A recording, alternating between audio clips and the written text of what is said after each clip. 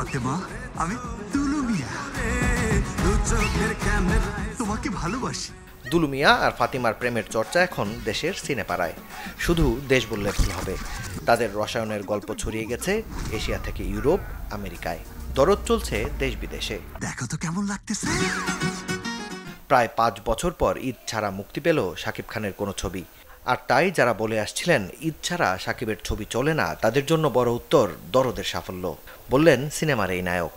আমরা সকলেই খুব শঙ্কিত ছিলাম যে দেশের এই সিচুয়েশনে আসলে সিনেমা দেখার মুডে মানুষ কতটা আছে। বাট আমি যখন শুনলাম বা আমি দেখলাম পরের দিন সোশ্যাল মিডিয়াতেও যে ফার্স্ট ডেতে 2024-এর হাইয়েস্ট কালেকশন, হাইয়েস্ট ওপেনিং ছিল হচ্ছে দরদের। প্রিয়তমা থেকে রাজকুমার কিংবা তুফান অথবা দরদ, সবগুলোতেই শাকিবের নায়িকা ছিলেন ভিনদেশি। বর্তমানে যে সিনেমার শুটিং করছেন সে বরবাদেও তার বিপরীতে আছেন পশ্চিমবঙ্গের নায়িকা। আর তাই প্রশ্ন ছিল, শাকিব খানের পাশে দেশি নায়িকাদের কি দেখা যাবে না? দেশি নায়িকাদের সাথে আমিও সুযোগ পাচ্ছি না।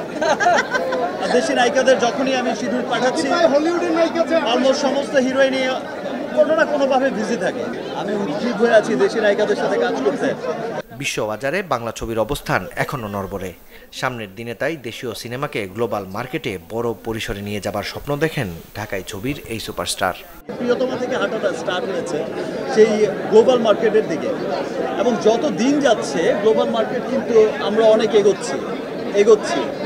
শাকিব খানের আপকামিং ছবি বরবাদ, যেটি মুক্তি পাবে আসছে রোজার ঈদে। আমি তাহলে জিতেই গেলাম।